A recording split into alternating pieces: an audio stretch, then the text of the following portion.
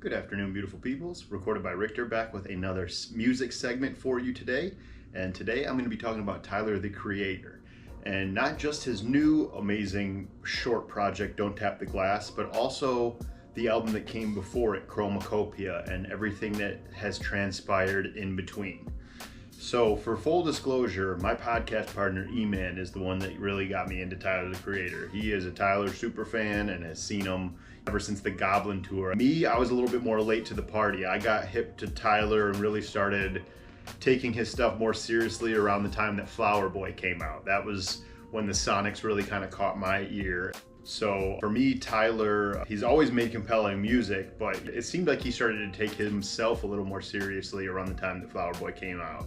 And I respect the hell out of the fact that he produces all of his own music, at least in the more recent projects, the ones that I'm going to discuss here today. I really think that's awesome. A lot of the discourse on the internet is, if he worked with one producer, who would it be? For me, the answer is Tyler. I want him to keep the ball rolling, producing for himself, because I think he's doing a fantastic job of it. And I just am really appreciative of the effort that he puts in. It is very clear when you listen to Tyler or see him talk in interviews that he really cares about the music that he makes. It's not just a get rich quick scheme for him. He really he puts on for the veterans in hip hop. Yeah, it was cool how he did a Gangster Grills, DJ Drama with Call Me If You Get Lost, and he always is paying respects in the fashion and in everything that he does. He pays respects to the forefathers of hip hop, and I think that's super dope of him. But anyways, I have a lot to talk about, so I'm gonna get right into it. Before I get into it, I have a piece out on the new movie Eddington, which some of the themes in that movie can fit right into this discussion on CHROMAKOPIA I'm about to go into. So if you want to go check that out, it's available, and I'll put it in the description as well. So anyways, CHROMAKOPIA dropped.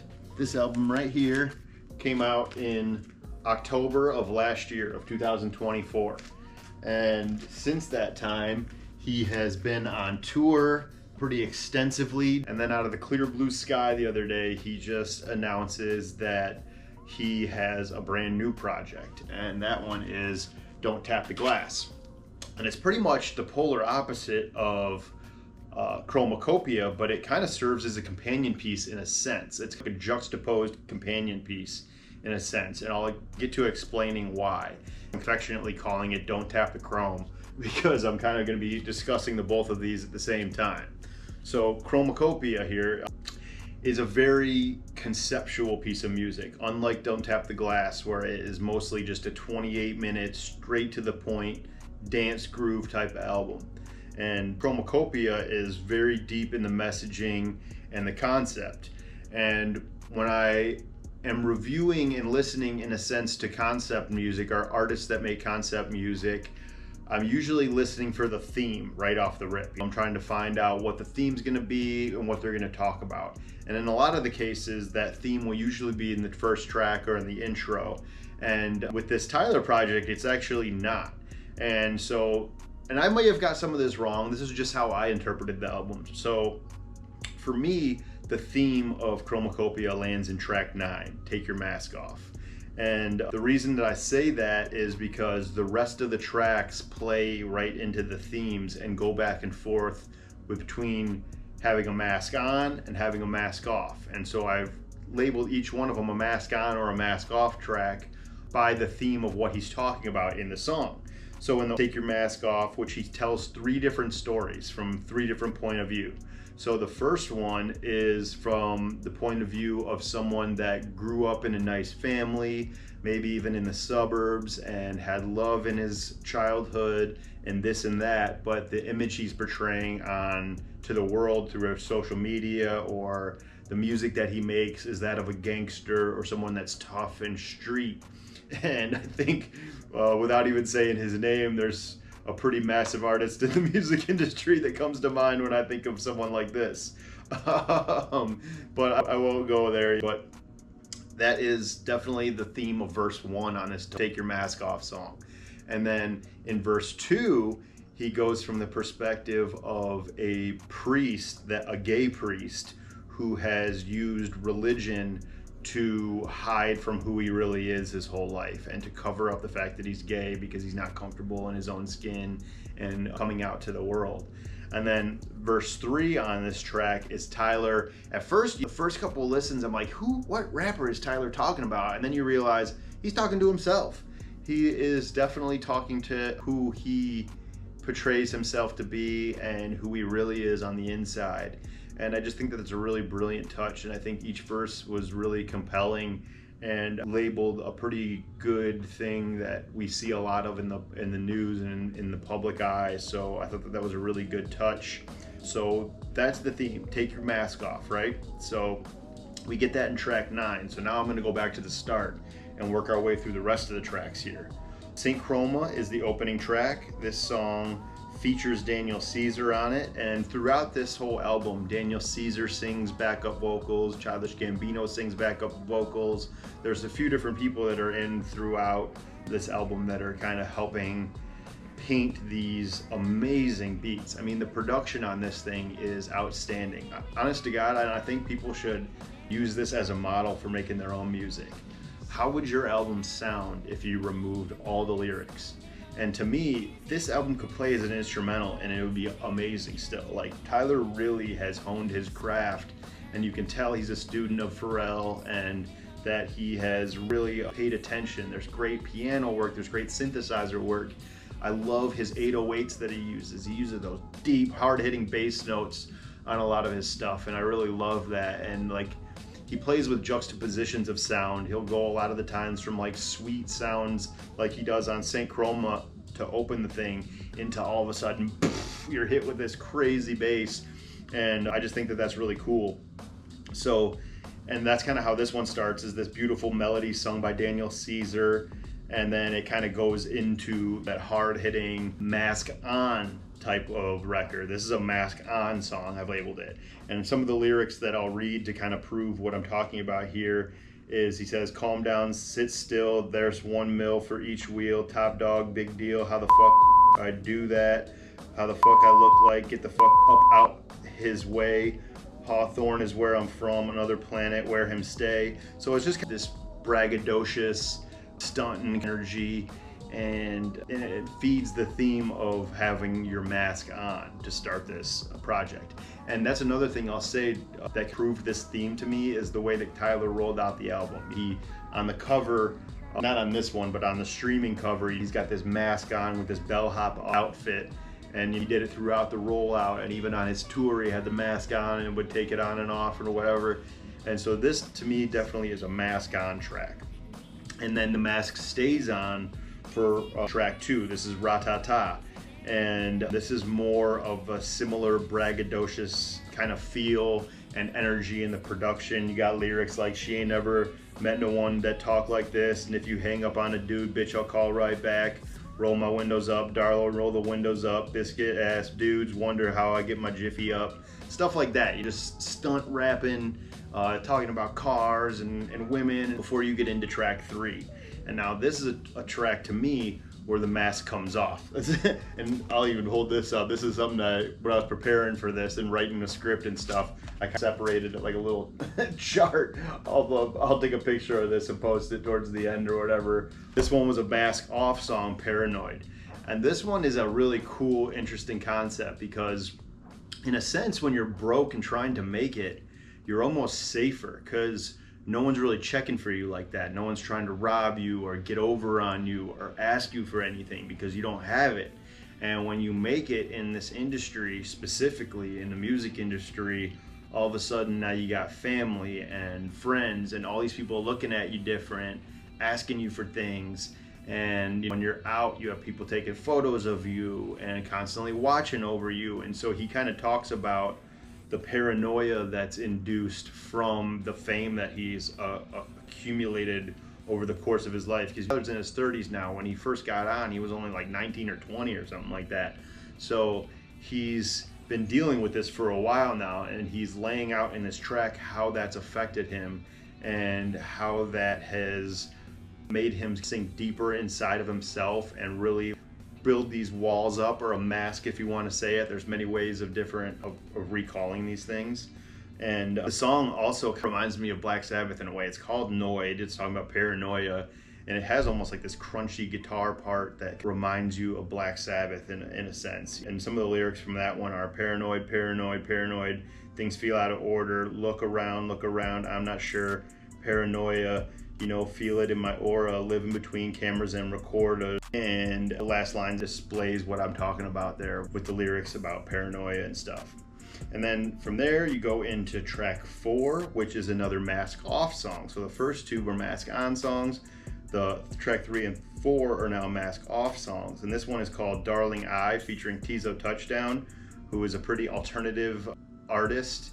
You know, put him in like hip hop for some reason. I think maybe that's just because he's black, but he doesn't really make hip hop music at all. It's more of like this alternative, strange, out there kind of music.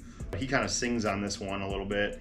And this one is kind of like Tyler expressing his desire to fall in love, but also at the same time his issues with monogamy. So I think in a sweet and vulnerable way, he does express that he does develop these relationships with people that he does care about deeply, but at the same time he'll meet someone new and then or fall out of love quick with something else and fall right back into something new. And he does a cool job of relating this to exotic sports cars and displaying relationships like sports cars. Here's a little bit of lyrics to explain what I mean here. He says, I drive a Beamer in the summer when it's hot, when I'm ready to drift. La Ferrari handle better and it's pretty as shit. Feel safe in the rolls, big boy when I drive. Love them all for different reasons at the same damn time. See, monogamy, that shit is not for me. One option for everybody. Don't you lie to me. Too many rules. I'm curious to try to be hiding things, feel shame building inside of me. So he's expressing that he doesn't like that he is that way and he would love to settle down, but that he just also feels this pressure at the same time. And I think everybody can relate to that. I mean, I've definitely felt that way in my life before. Not currently anymore. I finally ended up meeting someone that changed that for me and opened up my worldview.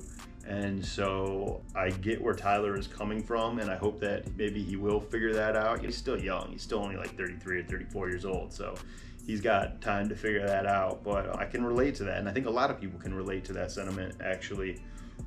And now we're continuing in on a third Mask Off song following this one. And this one is called Hey Jane. And this is Tyler telling a story about getting the girl that he's seeing pregnant, and assuming that her name is Jane, or at least in this story it is. And so the first verse is him actually being pretty sweet and vulnerable, talking to Jane about what they should do, how he feels about it, what their parents might think about it, and expressing all these things to her. And then in the second verse, it's coming from Jane's point of view back to Tyler, and her expressing that she thinks he's a good guy, but she's also scared and she doesn't know what to do, and this and that. And I think it's a really honest and vulnerable song, and something that people can relate to for sure, because it's a common thing that happens with young people in this country. So I really enjoyed this track a lot too. A little bit of lyrics from this one are, hey Jane, we got the news and we ain't know what to do. I didn't panic, I was comforting you. Still in shock, but damn, delayed response. Is this really true?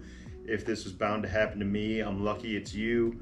Hey Jane, your hair long and your legs long too, and we can both relate to the fact that our dad's gone. So he is being like sweet and vulnerable to her in what he's saying to her, and I think that that's a nice touch on what he's talking about there. Now we get into track 6, and this one I said is kind of like a battle of taking the mask on and off. Like, he wants to take it off but is afraid to take it off, and the song is I Killed You. And to me it feels like Tyler battling with the person that he wants to be and the image that he's procured over the years, and the mask and the walls that he's put up, afraid that if he shows his vulnerable side that the public might abandon him, or people might not like his music anymore, or things that he wrestles with in his own mind. And the reason I say that is some of these lyrics are, I gotta work, I gotta eat, if you see on top of me, I gotta leave, bitch, I killed you. The natural state is threatening to the point that I point at myself and self-esteem, bitch, I killed you. So he goes back with this anaphora type of verse where he ends it all with I killed you. So he's talking about the things that he wants to express, but then he killed it real quick. You know what I mean? He's killing that idea so he doesn't expose himself to the world. And from there, you get another Mask Off song with Judge Judy. And this is a really sweet and vulnerable song about Tyler meeting a woman, courting her, and realizing that she's got all these deep emotional wounds and also kinks, but Tyler never judged her for it.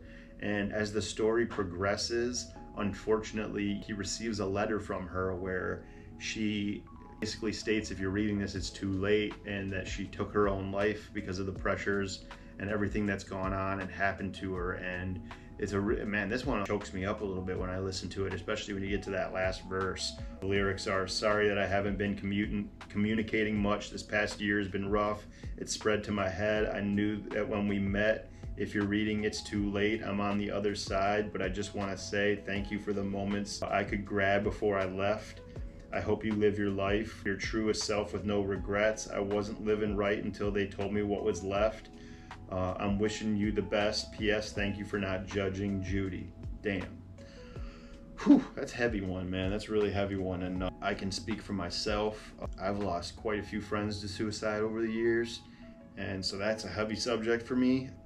That's a tough one, man. That's a really tough one. I feel for anyone out there that's going through a struggle and is contemplating those things. A lot of people can relate, but just know that life gets better. You just gotta give it time and give it patience and allow yourself room to grow, and don't be too hard on yourself, man. I know I know I'm big on this. I beat myself up all the time, so don't be too hard on yourself. Then we get into Sticky, which is like a much needed Mask On song, if you will, after that, because this one's a lot less serious. And this one is a lot of braggadocious rapping. It features Glorilla, Sexy Red, and Lil Wayne, who almost exclusively make Mask On music. All of their stuff is stunting music. And there's nothing wrong with that. I'm not judging or whatever. Different strokes for different folks. Some people hide their pain in this kind of way, and so who am I to judge how they make their music? And I actually find Sexy Red and Glorilla quite endearing. I've seen Glorilla live before, and Sexy Red, I'm not big on her music, but I think she seems like a very awesome person. She seems really nice. And so this one is, even though it's like a braggadocious song, the production on it is outstanding. And I know exactly what Tyler was doing with this one. And I think he even alluded to it in his Twitter or something like that. This album came out in October, and the production is tailor-made for HBCU marching bands to go crazy with it. And sure enough, that's exactly what happened. I mean, almost immediately you had videos on the internet of HBCU bands performing this song at college football games, so he knew what he was doing with that one. I don't even really need to read the lyrics on that. It's just braggadocious rapping, talking about cars and all this fun stuff. And there's room for that in music too, and you want to, because the production, and this one, to me, the point of the song is the beat. I mean, it's awesome. And then we get to the theme song, which I already discussed, which was like the ultimate Take Your Mask Off song. It's literally called Take Your Mask Off. And that's the whole, I hope you find yourself, I hope you take your mask off. I can't sing like Daniel Caesar can, but that's the whole gist of it. And then you get to another Mask Off song in track 10 called Tomorrow. And this is probably the most vulnerable song on the album. It's Tyler kind of singing over acoustic guitar-led track, and it's about the pressures of living up to your parents' standards. And as you get to a certain age, your mom and dad expect kids out of you and this type of life and that, and him kind of expressing the fact that he doesn't really want that or doesn't know if he wants that, but also feeling a little bit jealous when he sees his friends on the internet who have moved into that direction and had kids and settled down and had a family, and they're posting photos of their family, and he's only got photos of him in his cars. And I can relate to this sentiment too, because I didn't know that if that was ever going to be in the cards for me. I feel very lucky that I met Jen now, but there was a time where I was like, man, this might just be me on my own for the rest of my life. I don't know. But I was also living in a pretty negative headspace, and I was drinking all the time. And when I got sober, it really opened up my world to seeing a different side of myself, getting to know myself better, the real me, not just like the ego-based, selfish way I was living prior to that. And I'll read off some of the lyrics here. It says, I don't like cages, I'd rather be flooded. Thaw the shit out and pop out with that oven. Tell that new version of me that I'm coming. My Brody had another baby. That's like number 2. My homegirl, tie the knot. She's like 32. They're sharing pictures of these moments. Shit is really cute. And all I got is a photo of my Rari and some silly suits, which kind of is expressing what I was just talking about. And from there, you get another Mask On track featuring Schoolboy Q, which I love this verse. I love this feature. I'm a huge Schoolboy Q fan. I think that Blue Lips was robbed of a Grammy nomination. That was a phenomenal project, one of my favorites of last year. Shout out to Q. I'm not gonna read these lyrics either because it's just kind of more stunt rapping and shit talking, and it's really just more of a fun song. Again, the production is a lot of fun in this one. And then you get to track 12, and I'm almost done here. You get to track 12 with him. And this is another Mask Off song. And this song, throughout the whole album, his mom is in the beginning of some of these, like expressing different feelings to Tyler about where his life is and where it's going. And in this one starts off with her expressing to Tyler how much he reminds her of his father. And then it goes into a really vulnerable song about Tyler expressing his thoughts and curiosity about his dad because he didn't get to know him and what he might have been like and what it was like growing up without him. But then he ends it telling his mom that it's okay and that she doesn't need to be worried about those things and that he's gonna be all right, and he made it anyways in spite of all of that. And it really ends with a really sad apology. Like, it's beautiful, really. It's his mom expressing that she feels really badly about keeping Tyler's dad away from him, and that Tyler's dad actually did want to be a father to him. So I thought that was a really beautiful touch at the end of the song there. The lyrics that describe what I'm talking about. Let it go, I've decided anything that lives inside of you. I wonder, I would never ever lie to you. You ain't ever have to lie to me. I'm everything I've strived to be. So do I look like him? Do I look like him? I don't look like him. And then track 13 is probably my favorite feature on the album. And this is kind of like a Mask On, Mask Off song again. A little bit of both, because it appears as like stunt rapping and like presentation, and how Tyler is rapping is very confident and braggadocious, but at the same time, he's really being truthful and honest about his likes and dislikes. So it really is a little bit of both. And you have this amazing feature out of Doechii on this last one. And I just think that that was a really nice touch. I'm such a huge Doechii fan. If you follow this channel at all, you know that she's like in this next generation's top 3 for me. She's already insanely good live. Alligator Bites Never Heal is considered a mixtape, so I can't even wait to see what she comes with for her official debut album. But yeah, Doechii's one of the people that I'm following closest right now. She's incredible. And then track 14 is I Hope You Find Your Way Home, and this song expresses that he hopes people are able to live in their truth and how hard it can be for us to fall into our vices. Everyone's so susceptible to internet pressures and drugs or whatever your thing. Shopping could be it, sweets could be it. There's so many different things. That's what Tyler expresses that are his, sweets and expensive stuff. So that's his way of covering his pain and stuff like that. And I think we all have those. Alcohol was mine, and so I can relate. And so this album was very deep and personal. So now we're on to Don't Tap the Glass.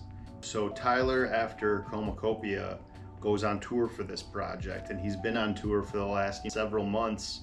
And then out of nowhere, after everybody's going crazy online about this Clips album and the Raekwon album and how Freddie Gibbs and Alchemist have Alfredo Part 2 coming out, and hip-hop is really showing back up for us in a really big way.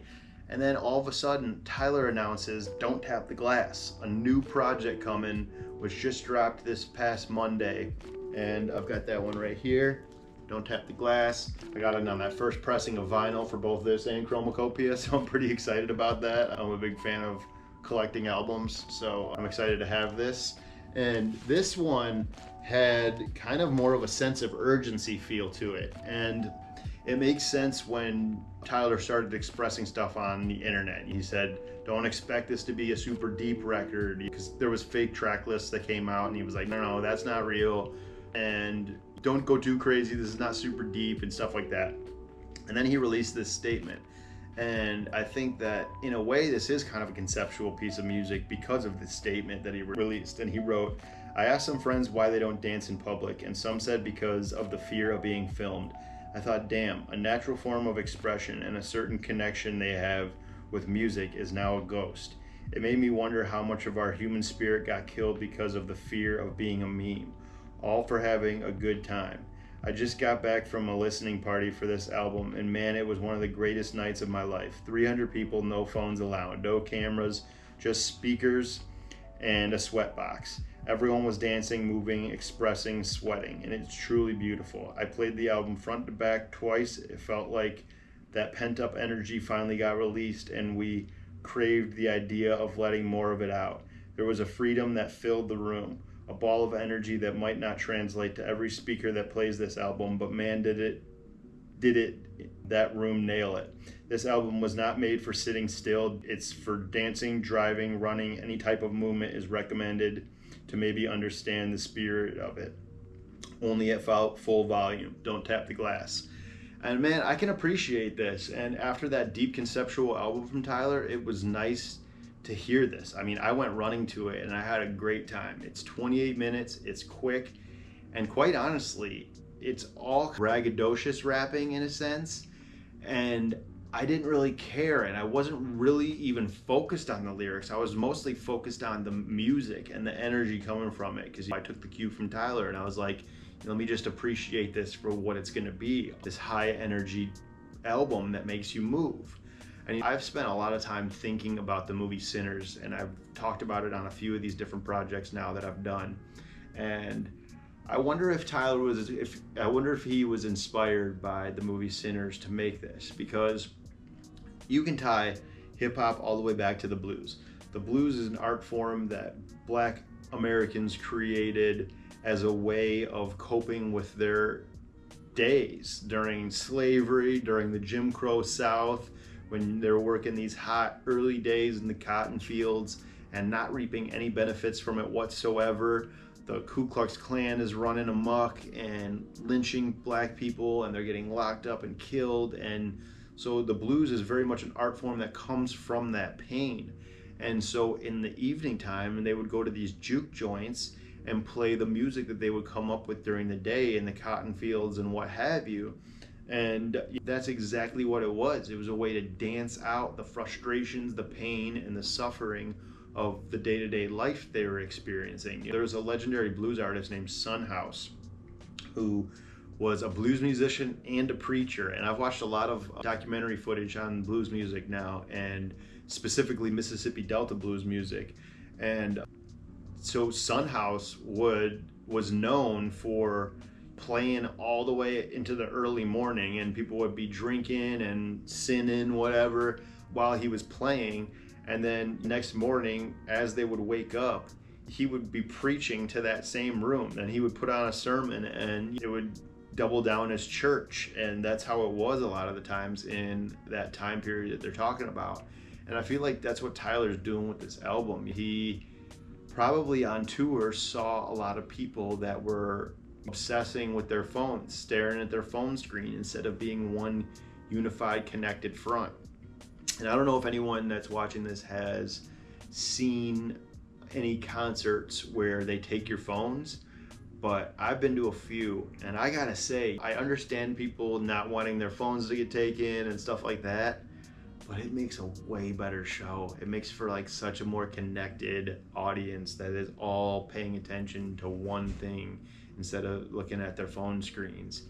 And I wouldn't mind if this started a trend and if people started having phone-free concerts, because it is something that we are missing in this age of technology and cell phones. So that's where I'm at with Don't Tap the Glass. I'm not gonna do like a song by song. I will read off some of the things here because I did want to read who's on some of these.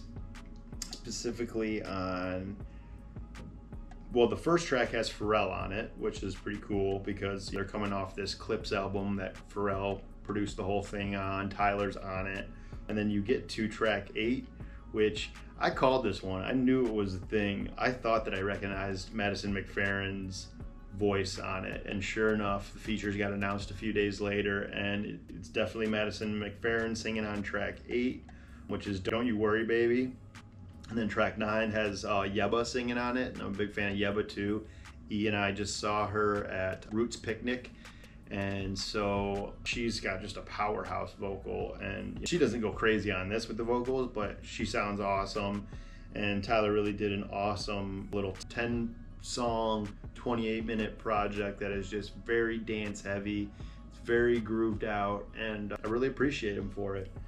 And with that, I don't want to keep you too long. This has already been a pretty long segment, so I'll let you go. But like I said, the CHROMAKOPIA and Don't Tap the Glass kind of work almost as like a little bit of a companion piece. Get deep with CHROMAKOPIA and then go dance it out with Don't Tap the Glass.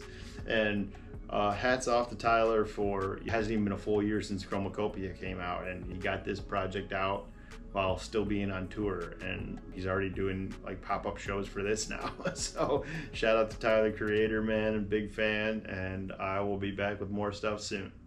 All right, peace.